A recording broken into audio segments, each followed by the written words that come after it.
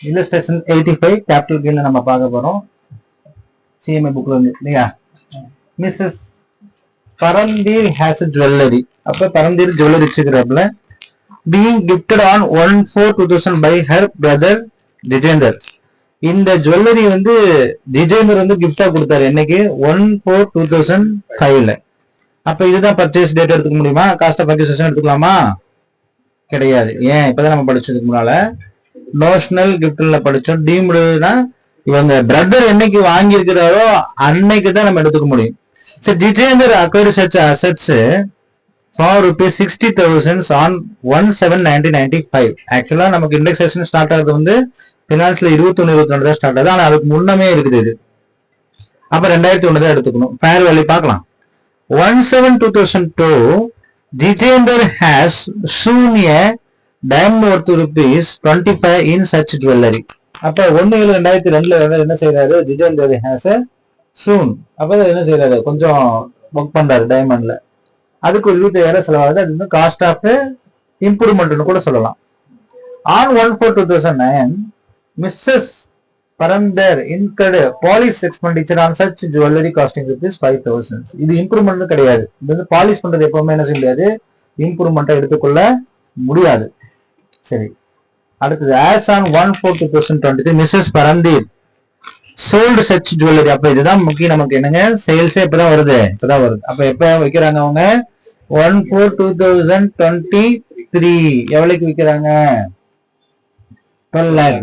So 12 lakh விற்கிறீங்க. அப்ப இதோடைய பினான்ஸ்லயே நம்ம எடுத்துச்சு என்னங்க, 23-24 அதோட இண்டெக்ஸேஷன் காஸ்ட் எடுத்து நீங்க பார்க்கணும். இண்டெக்ஸேஷன் காஸ்ட் எடுத்து பார்த்தாச்சுன்னா 23-24 என்ன வருது?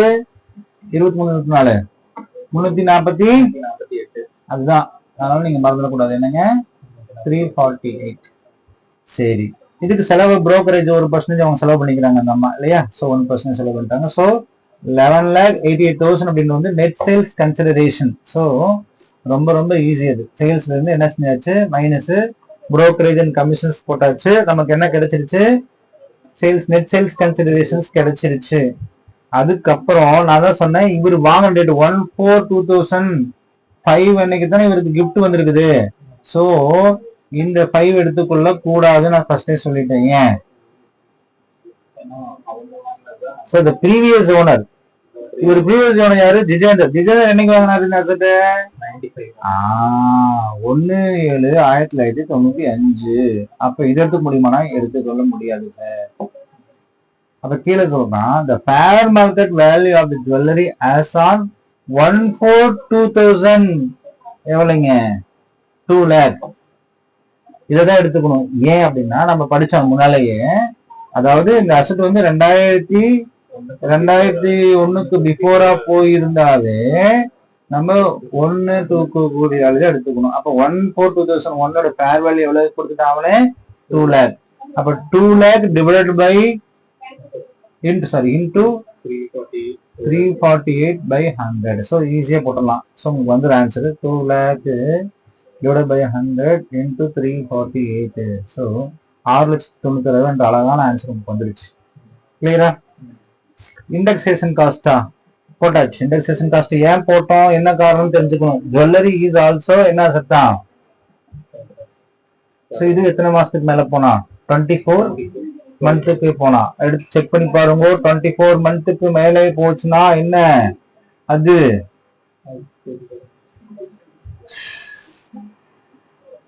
24 என்னது இது? ஜுவல்ஸ். அப்ப 36 மந்த்ல வரணும். ஆமாவா இல்லைங்களா? எங்க சொல்லிக்கிறேங்க, சொல்லிக்கிறானா? திருப்பங்க பக்கம். Capital assets. It means short-term capital assets, long-term capital asset, which is not short-term capital assets, long-term capital assets. 36 மந்த்துக்கு மேல.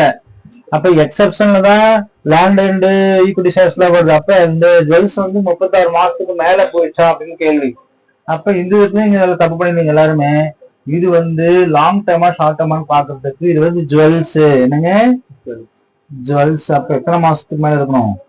36 மந்த்துக்கு மேல இருந்தா தான் இது என்னது, லாங் டேர்ம். அதுக்கு கீழே சார் எப்படி சார் 36 மந்த்துக்கு மேல இருக்குன்னு சொன்னீங்கன்னா அவர் வாங்கின டேட்டா பாருங்க, வாங்கின டேட்டா இப்ப 1995 இருந்து இன்னைக்கு எவ்வளவு ஆயிடுச்சு, விற்கிறது இன்னைக்கு வைக்கிறாரு. கிட்டத்தட்ட 10 வருஷத்துக்கு மேலே போயிடுச்சுன்னு நினைக்கிறேன் இல்லைங்களா. ஸோ அதனால இது வந்து அப்சல்யூட்லி என்னதான், இது லாங் டேர்ம் கேபிட்டல் கெயின் தான். அதனால அந்த பாயிண்ட் எழுதாதான் மார்க்கு, இது எழுதாம போனா மார்க் உங்களுக்கு கிடையாது கிடையாது கிடையாது. So please write down. Long term short term first எப்படி டிட்டர்மின் பண்றேன்ற வார்த்தை என்ன செஞ்சிருங்க. How to determine long term short term, because the asset value exceeded 36 months, it is a long term. If it is less than 36 months, it is a short term. இந்த point எழுதுனா உங்களுக்கு mark கிடைக்கும். So fair market வேல்யூல உங்களுக்கு குழப்பத்துக்காக ஒன்று கொடுத்துக்கலாம் sir. 1/4/2005 ஒன்று கொடுத்துக்கலாம். சரி பார்ப்போம். ஆக்சுவலா இவங்க வந்து இந்த இவர் வந்து என்ன செய்யறாரு, டைமண்ட் வந்து சூன் பண்றாரு அல்லவா. அது என்னைக்கு நடக்குது, 1/7/2002 தான் நடக்குது இல்லையா. 1/7/2002 நடக்குதுன்னா 1/7/2002 நடக்குதுன்னா 2000 அப்ப 1/4/2002 to 31/3/2023 இல்ல 3.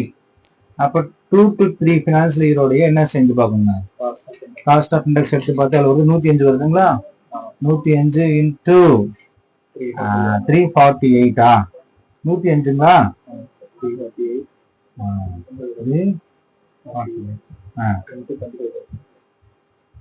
எவ்வளோங்க, அப்ப 348 divided by 105 into 25,000. ஸோ எவ்வளவுதான் வரும், 82,857. ஆனா அந்த கணக்குல பாருங்க 117 சொல்லி தப்பான ஒரு ஆன்சர் போட்டிருப்போம், நம்ம யாரும் கவனிக்கல இல்லையா. அந்த ஆன்சர் போட்டா வராது, புக்ல பாத்தீங்கன்னா தப்பு தான் இருக்கும். So 2 lakh divided by 117 into 348 போட்டீங்கன்னா ஆன்சர் வந்து என்னது, ராங். ஸோ 100 தான் எடுத்துக்கணும். அவன் 117 போட்டுக்கலாம், நீங்க தப்பு இருக்கக்கூடாது. அவன் என்ன செஞ்சான், தவறா என்ன செஞ்சான். 117 இண்டெக்ஸ் காஸ்ட் என்ன வருது பாருங்க, இண்டெக்ஸ் காஸ்ட் 117 எதுக்கு வரும், அப்ப 5க்கு 6. ஸோ இது எடுத்திருப்பான் அவன், ராங்கா எடுத்திருப்பான். அதனால இதை நீங்க கன்சிடர் பண்ணாதீங்க. அவன் தப்பா எடுத்துக்கணும். நம்ம அதனால புக்கை பார்த்து என்ன செய்யக்கூடாது, கணக்கு போடக்கூடாது. நீங்க உங்களோட ஓன் நாலேஜ்ல போடுனா உங்களுக்கு கரெக்ட் ஆன்சர்ஸ். ஸோ ஏன் இந்த சார் இப்ப எதுக்கு தேவையில்லாம இந்த 1/4/2005 1/4/2023 எல்லாம் கொடுத்துக்கணும்னா உங்களையே குழப்பறதுக்காக. ஏன்னா நீங்க வாங்கினது என்னைக்கு வாங்கிக்கிறீங்க, பை ஹர் பிரதர் வந்து 1/4/2005 தானே வாங்கிக்கிறீங்க. அதனால அன்னைக்கு டேட்டுக்கு கூடிய ரேட் எடுத்துக்கிட்டு என்ன செய்ய சொல்றாங்க, போட்டுக்கலாம் அப்படின்ற மாதிரி சொல்றாங்க. ஸோ நமக்கு அந்த கான்செப்ட் டேட்ல தேவைப்படாது. எப்பதான் டேட் வரும், இவங்க அண்ணாவது வாங்கின டேட்டு தான். இவங்க அண்ணாவது வாங்கின டேட்டு வந்து 95 தான். பட் நமக்கு அந்த 95 இண்டெக்ஸேஷன் காஸ்ட் கிடைக்காதனால எதை எடுத்துக்கணும் நம்ம ஃபர்ஸ்ட். அதுல இருக்க 2 lakh 60,000 which ever is higher எடுத்துக்கணும். போன கணக்குல வந்து அவர் வாங்கின அன்னைக்கு அதிகமா இருந்தாலும் அதை எடுத்துக்கணும். இந்த வேலை வந்து 1/4/2021 ஃபேர் மார்க்கெட் வேல்யூ அதிகமாக்கலாம் இதை எடுத்துக்கிறோம். ஸோ ரெண்டு கணக்கு கம்பேர் பண்ணி பார்த்தா இவங்க get answer. So which ever is higher to be taken. அப்ப அந்த பாயிண்ட் நீங்க எழுதுமா கேட்டா அந்த பாயிண்ட் எழுதணும். அந்த பாயிண்ட் எழுத உங்களுக்கு என்ன கிடையாது, மார்க் கிடையாது. அப்ப என்ன எழுதுனா fair market value as on 1/4/2001 is 2 lakhs and purchase date value 60,000 whichever is higher எடுக்கணும். வார்த்தை நீங்க சொல்லணும். ஆக்சுவலா இங்க சொல்லல, பட் நீங்க சொல்லல அப்படின்னா இங்க சொல்லிக்கிறோம் பாருங்க. புரியுங்க இல்லையா. அவர் இண்டெக்ஸேஷன் இண்டெக்ஸேஷன் பெனிஃபிட் அவைலபிள் வந்து which year success in the property. So இந்த விஷயத்துல நீங்க சொல்லாம நீங்க போட்டீங்க அப்படின்னா எக்ஸாம்ல உங்களுக்கு முட்டை மார்க் தான் போடுவாங்க. ஸோ எல்லா பாயிண்ட்டையும் வெரி வெரி கிளியரா எழுதிக்கீங்க. புரியுங்களா. இண்டெக்ஸேஷன் காஸ்ட் வந்து எக்ஸாம்ல தர மாட்டாங்க அப்படின்னு நீங்க நினைக்க வேணாம். எக்ஸாம்ல கண்டிப்பா இண்டெக்ஸேஷன் காஸ்ட் நீங்க மனப்பான்மெண்ட் போறது வந்து லேட்டஸ்ட் இண்டெக்ஸேஷன் காஸ்ட்டை மட்டும் மனப்பான்மெண்ட் போன போதும், மத்தெல்லாம் என்ன செய்வான் கணக்குலயே கொடுத்துருவான்.